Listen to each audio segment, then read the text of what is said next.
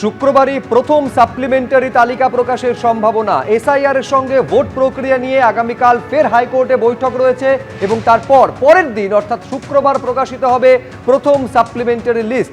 28 তারিখ প্রকাশিত হয়েছিল চূড়ান্ত ভোটার তালিকা, আর প্রথম সাপ্লিমেন্টারি লিস্ট শুক্রবার প্রকাশিত হতে চলেছে। সৌভিক মজুমদার আমাদের প্রতিনিধি আরো বিস্তারিত তথ্য এই নিয়ে বলতে পারবেন।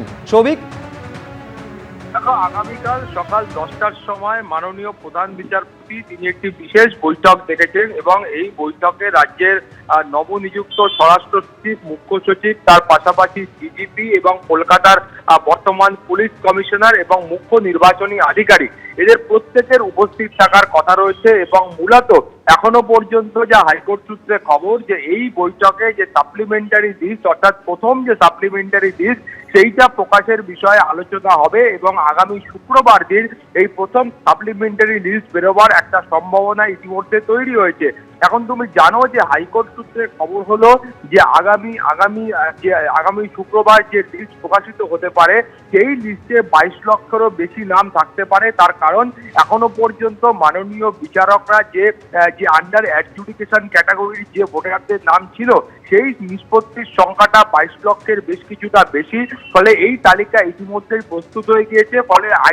ফলে এখন এই তালিকা প্রকাশ করার ক্ষেত্রে কার্যত কোনো অসুবিধা নেই এবং সেই কারণেই শুক্রবার এই তালিকা প্রকাশ করার সম্ভাবনা রয়েছে।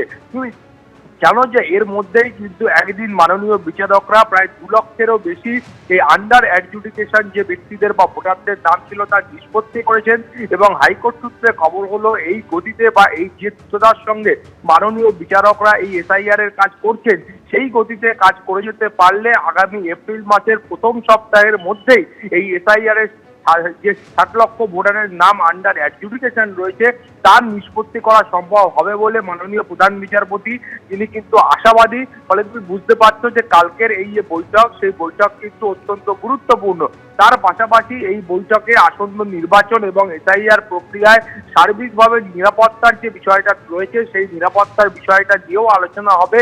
অর্থাৎ যে সংখ্যক বাহিনী আসছে সেই সংখ্যক বাহিনীদের ডিপ্লয় করা বা অন্যান্য ক্ষেত্রে যে নিরাপত্তার আঙ্গিকটা রয়েছে সেইটাও কিন্তু আগামীকাল খতিয়ে দেখা হবে বা সেটা নিয়েও আলোচনা করা হবে। কিন্তু মূল যে বিষয় রয়েছে সেটা হলো এই আন্ডার অ্যাডজুডিকেশন যাদের নাম ছিল, যে ভোটারদের নাম ছিল সেইটার তালিকা প্রথম সাপ্লিমেন্টারি লিস্ট প্রকাশ করা, সেটাই কিন্তু এখন সর্বাধিক গুরুত্ব পাচ্ছে। তুমি জানো যে 28শে ফেব্রুয়ারি প্রথম তালিকা প্রকাশ করা হয় এবং প্রথম যে ভোটার লিস্ট প্রকাশ করা হয় সেই লিস্টের পরেও নির্বাচন কমিশন তারা সুপ্রিম কোর্ট এবং কলকাতা হাইকোর্টের মাননীয় প্রধান বিচারপতিকে বলেছিলেন যে আরো ধাপে ধাপে এই সাপ্লিমেন্টারি তালিকা বের করা হবে এবং সুপ্রিম কোর্টের বক্তব্য ছিল যে ভোট গ্রহণের আগের দিন পর্যন্ত কোনো মানুষের নাম যদি ক্লিয়ার হয়ে যায় তিনিও কিন্তু ভোট দেওয়ার জন্য অধিকারী হবেন। ফলে সেই মুহূর্তে আগামীকালের যে বৈঠক রয়েছে সেটাও কিন্তু অত্যন্ত গুরুত্বপূর্ণ। শুভ্রজিৎ, বেশ সৌভিক, তুমি আমাদের সঙ্গে থাকো। এবিপি আনন্দ এগিয়ে থাকে, এগিয়ে রাখে।